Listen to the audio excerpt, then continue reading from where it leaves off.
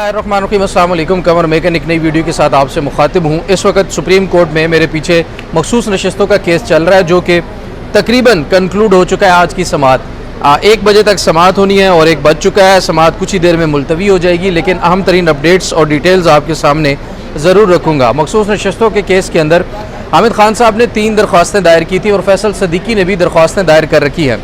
दोनों ने बेंच के ऊपर एतराज़ात उठाए और बताया है कि क्योंकि आइनी बेंच के रूल्स अभी तक नहीं बने, इसलिए समाअत जो है वो मुलतवी की जाए। जब तक रूल्स नहीं बनते, जब तक 26वीं आइनी तरमीम डिसाइड नहीं हो जाती। दूसरी एक और दरख्वास्त दायर कर रखी है कि इस केस की समाअत जो है वो लाइव स्ट्रीमिंग की जाए। लेकिन इन एतराज़ात के ऊपर अब फैसल सदीकी जो हैं वो अपने दलाइल दे रहे हैं। फैसल सदीकी बेसिकली अदालत को ये बता रहे हैं कि भाई मंसूर अली शाह ने 12 जुलाई को ये फैसला लिखा था और उनके साथ जो बाकी जजेस मौजूद थे वो इस बेंच के अंदर शामिल नहीं है। वो सुप्रीम कोर्ट के अंदर शामिल है, तो उन्हें बेंच के अंदर शामिल क्यों नहीं किया जा रहा। रूल्स का जब हवाला दिया तो जस्टिस अमीनुद्दीन खान साहब ने कहा कि ठीक है आइनी बेंच के रूल नहीं है, बट एक लफ्ज़ मे का फ़ायदा उठाते हुए वो अभी तक उस बेंच की समाअत कर रहे हैं और उन्होंने कहा कि इस पर समाअत जारी रखी जा सकती है। जबकि जब हामिद खान साहब ने कहा कि मैंने 3 दरख्वास्तें दायर कर रखी हैं, उन 3 दरख्वास्तों के ऊपर मैं दलाइल देना चाहता हूँ। जस्टिस अमीनुद्दीन खान ने कहा कि आपने AOR जो एडवोकेट ऑन रिकॉर्ड होता है उससे बात करें और पूछे कि उन दरख्वास्तों का क्या बना। हमारे पास अभी तक वो दरख्वास्तें नहीं पहुंची हैं। मखदूम अली खान ने कहा कि मैं मुतासरा खातून जो मुतासरा खातून यानी जिससे कोई नशिस्त छीन ली गई थी 12 जुलाई के फैसले के बाद, जैसे मंसूर अली शाह के फैसले के बाद, मैं उनका वकील हूँ और मैंने एक मुतफर्रिक दरख्वास्त दायर कर रखी है जिस पर जस्टिस अमीनुद्दीन खान साहब ने फ़ौरन कहा कि ठीक है आपकी दरख्वास्त को नंबर लग जाएगा। तो ये जनाब इस तरह से समाअत चलाई जा रही है। जस्टिस हाशिम काकड़ ने भी आज सुबह कहा था कि शायद हो सकता है बेंच टूट जाए। बेंच टूट गया तो नूर मुकद्दम केस में उन्होंने कहा था कि उसकी समाअत मुलतवी करते हुए वक्फा किया था कि 1 बजे फिर करेंगे और अगर बेंच टूट गया तो फिर 11:30 बजे करेंगे। तो खैर बेंच तो नहीं टूटा, ना ही इस वक्त जस्टिस अमीरुद्दीन खान की सरबराही में जो सिस्टम बेंच टूटने देगा। लेकिन एक बात है, जैसे जमाल खान मंदुखिल वाज़े तौर पर इस वक्त उनके साथ राज़ी नहीं दिखाई दे रहे। उन्हें ज़रूर उन चीज़ों के ऊपर एतराज़ है और वो वहाँ पर सवालात उठा रहे हैं। फैसल सदीकी साहब को कहा गया कि आप जल्दी जल्दी आज ही तमाम जो अपने दलाइल है वो मुकम्मल करें। उन्होंने कहा कि नहीं जी, मैं तो अभी एक नुक्ते के ऊपर दलाइल दे रहा हूँ और मेरे 8 नुकात हैं उनके ऊपर मैं दलाइल दूंगा, तो इसलिए आज मैं किसी सूरत में मुकम्मल नहीं कर सकता। It will take time. अब जनाब ये मखसूस नशिस्तें पूरी दुनिया जानती है, पूरा पाकिस्तान जानता है सब कि ये किसके पास जाएंगी, किस तरह से सुप्रीम कोर्ट में बैठ कर ये सहूलतकारी की जा रही है। और आप अंदाज़ा करें 13 रुकनी बेंच था जिसने ओरिजिनल फैसला दिया था। अब उस 13 रुकनी बेंच में से एक तो जस्टिस मंसूर अली शाह समेत 5 लोग इस बेंच के अंदर शामिल ही नहीं है, क्योंकि सुप्रीम कोर्ट के अंदर पहले हमेशा से ऐसा होता आया कि किसी फैसले के खिलाफ अगर अपील आती है तो अपील वही बेंच सुनता है जो फैसला जारी करता है। लेकिन यहाँ पर उन जजेस को निकाल दिया गया है और अपीलें समाअत के लिए इस वक्त चल रही हैं।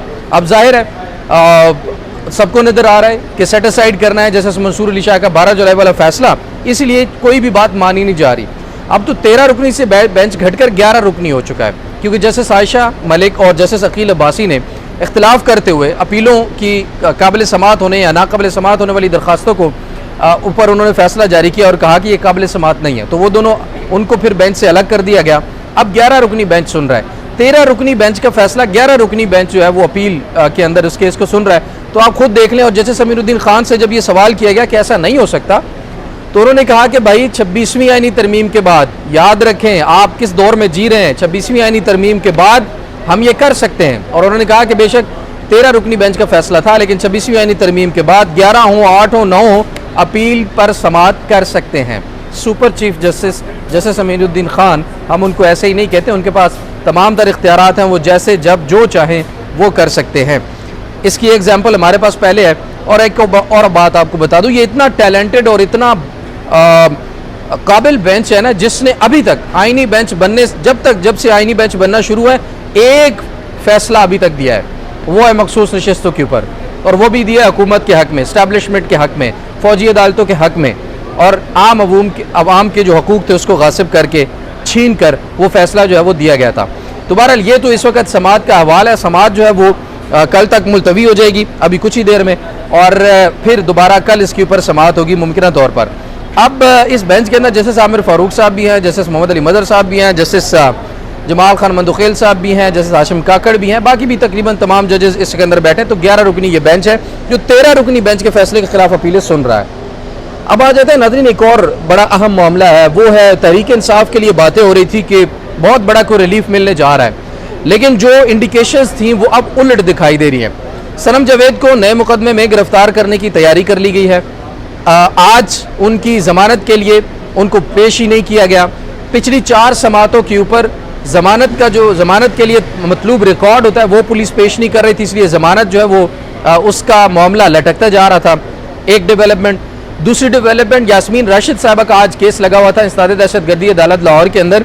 उस पर ज़मानत की दरख्वास्त थी और ज़मानत की दरख्वास्त के ऊपर प्रोसिक्यूशन ने मज़ीद डॉक्यूमेंट जमा करवाने के लिए वक्त मांग लिया और वक्त दे दिया गया है और अब उसकी समाअत 30 मई तक कर दी गई है। तो जो लोग कह रहे थे कि 26 मई तक को बहुत बड़ी चीज़ें आ जाएंगी, हम तक भी इंफॉर्मेशन ये पहुंची क्योंकि बहुत बड़ी तब्दीली आएगी, बहुत बड़ी अपडेट्स होंगी और यास्मीन राशिद साहबा की रिहाई होगी। ऐसा होता हुआ भी अब मुमकिन नज़र नहीं आ रहा। दूसरी इंडिकेशन। तीसरी जो अहम तरीन है वो ये मखसूस नशस्तों के अंदर किसी किस्म की कोई इल्तवा नहीं दिया जा रहा, किसी किस्म का कोई जो रिलीफ है वो नहीं दिया जा रहा और इस वक्त समाज जो है उसी तरह से तमाम एतराज़ात के बावजूद जारी व सारी है और कोई भी जो तहरीक इंसाफ के हक़ में कोई रिलीफ वाली बात जो है वो होती हुई नज़र नहीं आ रही। ये इस वक्त तीसरी कंडीशन है। चौथी कंडीशन, इस्टेब्लिशमेंट के करीब समझे माने तमाम तर सहाफ़ी उस मुलाकात की भी मुस्तरद कर रहे हैं कि ऐसी कोई मुलाकात नहीं हुई, तरदीद कर रहे हैं। एक तो ये मामला है और दूसरा इस वक्त एक कैंपेन चला दी गई है पूरे सोशल मीडिया के ऊपर, डिजिटल मीडिया के ऊपर, और मुकाबले में किस किस को रखा गया है। अब मुकाबला अक्सर जो इस्टेब्लिशमेंट के करीब समझे जाने वाले सहाफ़ी हैं वो इस किस्म की ट्वीट्स कर रहे हैं कि जी हाफिज़ सैयद आसिम मुनीर शाह साहब और इमरान खान साहब के बीच में कौन ज़्यादा मकबूल है। अब इसका फैसला, इसके ऊपर कमेंट तो पूरी दुनिया कर ही रही है, लेकिन मुझे सिर्फ एतराज़ है कि आप इस तरह का मुकाबला, इस तरह का ट्वीट, इस तरह का कोई भी जो पोल है वो क्यों डाल रहे हैं, उसकी वजह क्या है। एक सियासी शख्सियत है, एक फ़ौजी शख्सियत है, उन दोनों का आपस में कंपैरिजन, मुवाजना हो ही नहीं सकता। एक अपनी हुकूमत की तरफ से दी गई जिम्मेदारियां निभाने के लिए अपनी सीट के ऊपर बैठा है और दूसरा मुल्क कौम के लिए एक पार्टी की सरबराही कर रहा है और जो एक सियासत का हक होता है वो इस्तेमाल कर। दोनों को कंपैरिजन करने का कोई जो मोटिव है वो समझ नहीं आता। इससे समझ ही आता है कि साबित करने की कोशिश की जा रही है कि इमरान खान की मकबूलियत कम हुई है और शायद इस्टेब्लिशमेंट की, फ़ौज की, आर्मी चीफ की मकबूलियत में इजाफा हुआ है इंडिया वाले मामले के बाद। बहरहाल इसका फैसला अवाम ने करना है।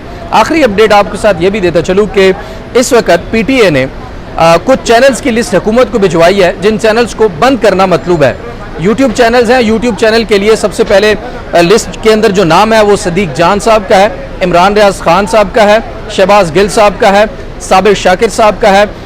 इसके साथ साथ और भी बहुत सारे यूट्यूब चैनल्स हैं जिनको बंद करने के लिए हुकूमत को लिस्ट भिजवाई गई है।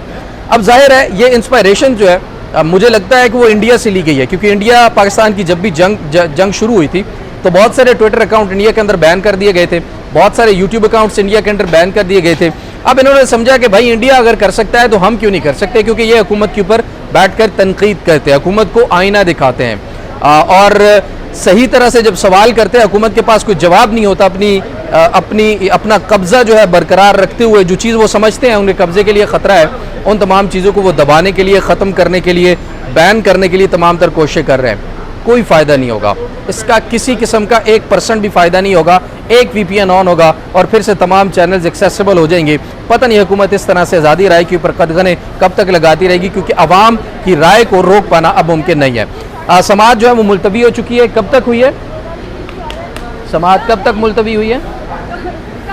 कल तक मुलतवी हुई है समाअत। मखसूस नशिस्तों की मज़ीद जो अपडेट्स होगी वो भी आपके सामने रखेंगे। इस तरफ रहनुमा बाहर आना शुरू हो गए, यहीं पर उन्होंने प्रेस कॉन्फ्रेंस कर रही है, अपनी बात को अख्ताम की तरफ ले जाते हैं। आप कमेंट सेक्शन में हमें ज़रूर आगाह कीजिएगा। अपना बहुत सारा ख्याल रखिए। अल्लाह ने के बान।